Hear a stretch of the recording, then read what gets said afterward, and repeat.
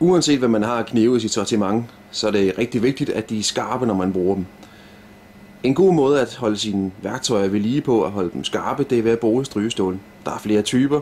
Der er både det konventionelle stålstrygestål, som det Lasse han står med her, og så er der det keramiske strygestål, som vi kan se, der ligger nede på planken. Når man skal lære at bruge strygestål, så er en god måde at gøre dette på, det er ved at bruge den såkaldte tommelfingerregel. Og det vil sige, at som Lasse gør her, så er tommelfingeren op på ryggen af kniven, æggen ned på stålet og tommelfingeren til at ligge, som den gør her.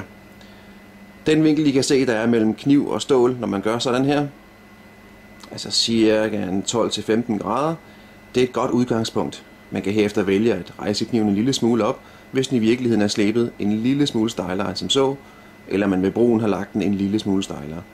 Når man så begynder at stryge, så er det vigtigt, at man kører, som Lasse gør her, fra spidsen og helt ind mod håndtaget, eller omvendt, således at man får denne her bevægelse med.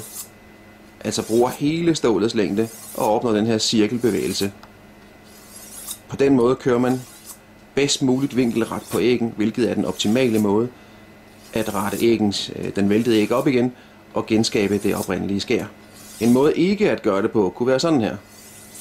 Altså bare køre vinkelret nedad på stålet, så man nærmest bare skraber æggen. Det er en rigtig god måde at ødelægge æggen på, men den bliver altså ikke skarp af det. Om man gør sådan som Lasse han gør her, altså kører ind imod håndtaget, eller omvendt kører fra håndtaget ud imod spidsen, har ikke nogen betydning. Det er nøjagtigt det samme man gør, altså at rette æggen op. Man kan også gøre som Lasse gør her, altså bruger den samme side, og så kører et strøg på hver sin side. Hvis man synes det er for vanskeligt, kan man rejse stålet op, sætte det ned mod en planke, stå oppefra og ned og kigge ned langs stålet, mens man stryger. På den måde har man optimale forhold til at kunne holde styr på sine vinkler. Så man kan regne ud på nuværende tidspunkt, der er selve vinklen altså meget vigtigt. At man holder den rigtige vinkel hele vejen igennem ens gennemstrøg. Det ser legende let ud, og det er det også, når man har fået rutinen. At lære den rigtige teknik er ikke vanskeligt i modsætning til, hvad mange tror. Alle kan lære at bruge strygestål. Det er blot et spørgsmål om at lære det rigtigt første gang. Et keramisk strygestål, som det Lasse står med her, er et rigtig godt strygestål, hvis man vil lægge en lille slibning på på sin kniv. Denne her lille slibning opnås ved, at selve keramikken fjerner en anelse gods på æggen. På den måde kan man, hvis man vel at mærke har den rigtige vinkel, har opnået den gode teknik, kan man udtalt forlænge knivens levetid og æggens evne til at kunne skære.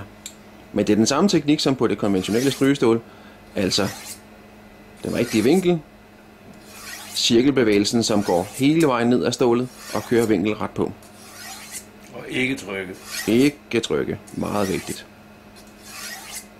Et godt værktøj, som hvis du kun har et strygestål i et sortiment, jamen så vil et keramisk strygestål så absolut være at foretrække, da du med et keramisk strygestål kan stryge alle dine knive, uanset om det er en pladestålskniv, som den Lasse står med her, om det er en smedekniv, eller om det er en hårstålskniv.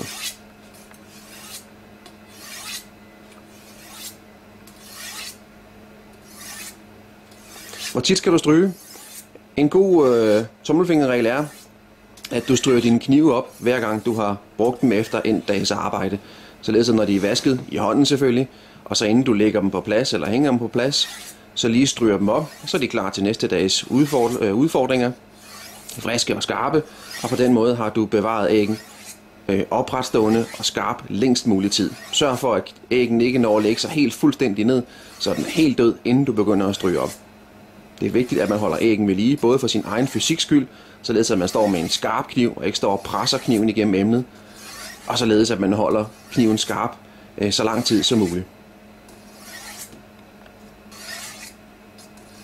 Tak skal du have, Lasse. Det er